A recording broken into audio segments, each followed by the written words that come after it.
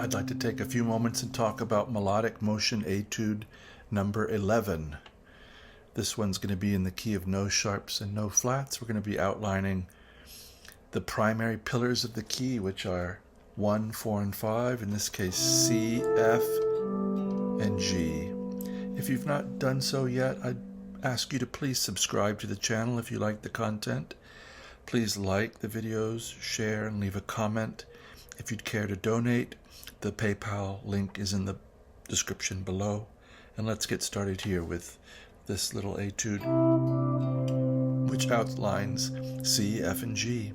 So we're going to start, because of where the melody starts on the root or the tonic, we're not going to start with doubled C's. So I'm starting on a first inversion already, moving up to second inversion. So these kinds of moves are things that you can take out of these etudes and just explore on your own. Change notes here and there, see if it modulates, see what you like. So this is first inversion to second inversion, meaning the third is in the bass and then the fifth is in the bass. So here's E and C, it's a sixth on frets 7 and 10. Then with the bar, we're getting the 7th fret of the 3rd string, D. So the melody's saying C, D. And then we're coming up to second inversion, which you might see looks like a little E chord in that sense, the open chord shape. But it's really a sixth with a note with the root in between. So here we are at 10 and 9, G and E with a C in between.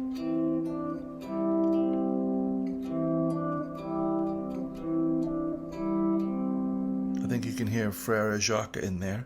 I'm going to put a link in the description to a commercial that used to air in the 1970s about pollution that turns out to be this exact melody too, and I hadn't realized it until I recorded it as Melodic Motion Etude number 11 and then listened to it. And indeed, it's Give a Hoot, Don't Pollute, if anybody was around in the 70s in America to remember that. Now we're going to get a D minor chord, a 2 chord in here. So here's F and D, 8th and 7th fret of the 5th and 3rd strings. We're going to rise up melodically to E, 9th fret, and split contrary motion to D minor, D and F, 10th fret, 6th and 3rd strings, with an A in between. So all the members of a D minor triad are here: the root, the minor 3rd, and the 5th. And this is another move you could take out and just put it in your pocket as that's a little move for minor from first inversion to root position.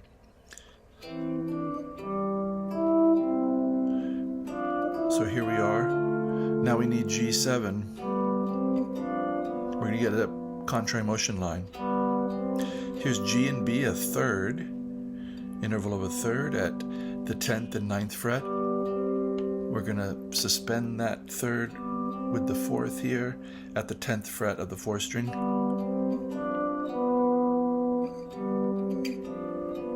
It's a very lullaby-like 5 chord sequence.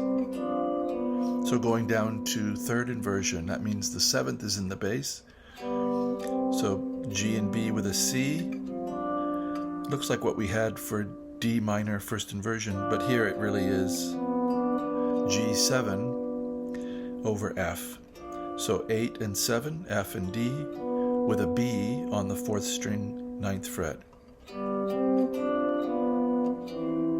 Coming to first inversion, C again, E and C, 7 and 10. And we're going to continue down to root position. Just like before, E and C with a D melody on the 3rd string. And they split to become C and E, a 10th, at 8th and 9th frets of the 6th and 3rd strings. Now some good old-fashioned harmony. So C and E, a third, on the 10th and 9th fret of the 4th and 3rd strings. We're going to raise the 3 to the 4, and then come down and get the flat 7 of C, which makes F sound like home all of a sudden, because we've added the note that makes the key of F distinct from the key of C, which is B flat. So all this time before, we've had B natural, making C sound like one. Now we're going to get, makes F sound like home, C7.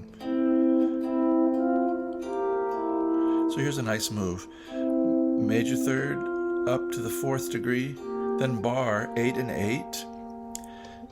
We have a B flat and a G here, with an E in between on the 10th fret. So that, sorry, 9th fret, 8 and 8 and 9. That spells C7.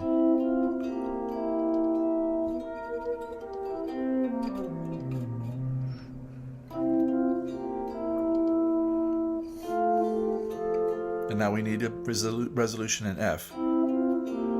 First inversion F, A and F, 7th and 10th fret, walking up melodically to G, 8th fret, 2nd string. And now a 10th interval, F and A, 5 and 2 at frets 8 and 10. We might as well throw the F tonic in there at the 10th fret of the 3rd string. So I think of these almost as music box kinds of harmonies. You can imagine. Now we need a 5 chord to wrap it up. And we're going to more or less go back to the same 5 we had before, which is a 3rd, G and B, 10 and 9, raising up to the 4th degree, 10th fret, 4th string, F and D again, but this time rising up to E. So F and D rising up to E, 8 and 7 up to 9, and now resolving first inversion C, E and C, 7 and 10. And if you'd like, you can walk the bass down D, C to give it a sound of a final kind of 5-1. The D is there standing for G7 with a D in the bass.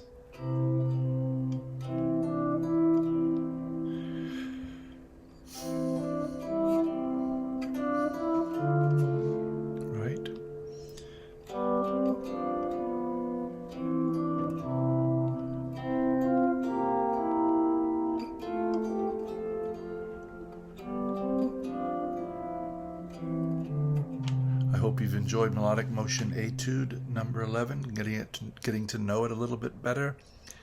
If you have questions or comments, please leave them below. I look forward to hearing from you and what you're thinking. Please give me any ideas you have for future lessons. It seems I'm continuing on with this Melodic Motion Etude lesson series, where I'm going to go through each of them and play them and explain them a little bit, break them down. And I want to wish you a very good day.